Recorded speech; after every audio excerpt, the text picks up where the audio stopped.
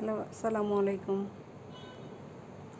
আজকে আমি খুব সহজ পদ্ধতিতে খুব অল্প সময়ে তৈরি করব সুজির লাড্ডু।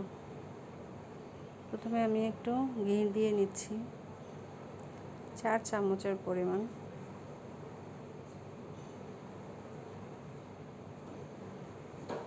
ঘিটা একটু গরম করে এসে এখানে আপনি চাইলে বাদাম এবং কিশমিশ ভেজে নিয়ে দিতে পারেন, কিন্তু আমি এটা খালি তৈরি করব শুধু।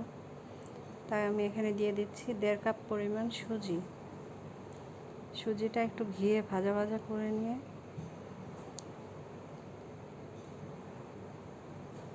ভাজা করে নেব। এবার একটু সময় নিয়ে ভাজা করতে হবে, হালকা আছে, অল্প আছে, না হলে এটা পুড়ে যাবে।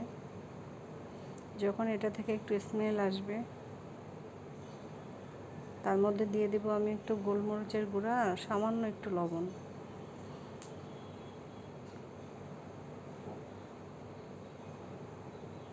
এখন আমি দিয়ে দেব এর মধ্যে 1 কাপ চিনি।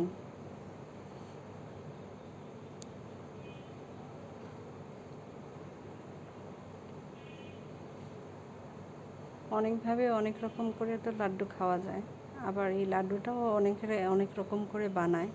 আমি যেভাবে বানাই সেটা আপনাদের সাথে শেয়ার করলাম। কেমন লাগলো জানাবেন আমাকে। চিনিটা একটু সুজির সাথে ভালো করে মিক্স করে নিয়ে দিয়ে দিব এখানে আমি লিকুইড দুধ। ফুল ক্রিম লিকুইড দুধ যেটা আছে ওটা দিবেন, তাহলে খেতে একটু বেশি টেস্টি হবে। আমি এখানে 2 কাপ পরিমাণে দুধ দিয়ে দেব। যেহেতু আমি 1.5 কাপ সুজি নিয়েছি, তাই 2 কাপের বেশি দুধ লাগবে না।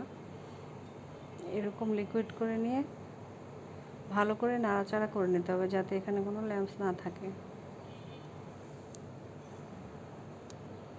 এরকম করে নাড়াচাড়া করতে করতে শুকিয়ে যাবে, ঠিক এরকম। যখন তাওয়া থেকে নিজে নিজে উঠে আসবে প্যান থেকে, আমি এখন তুলে নেব সুজিটা। একটা বোলের মধ্যে তুলে নিয়ে একটু ঠান্ডা হলে এটা হাতে একটু ঘি মেখে নিয়ে এটা রুটি বেলার মতো করে ডো তৈরি করতে হবে। একটু ডো তৈরি করে নিয়ে আমি হাতে ঘি মেখে এটা গোল গোল শেপ করে লাড্ডুর আকার তৈরি করব।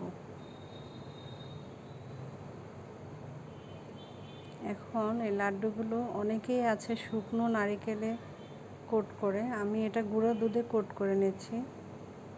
নারিকেলের চেয়ে গুঁড়া দুধটা দিলে বাচ্চারা খেতে বেশি লোভনীয় মনে করবে। খুব সুন্দর হয়ে যাবে। এগুলো সাজিয়ে বাচ্চাদের সামনে পরিবেশন করবেন, ভালো লাগবে। আল্লাহ হাফেজ।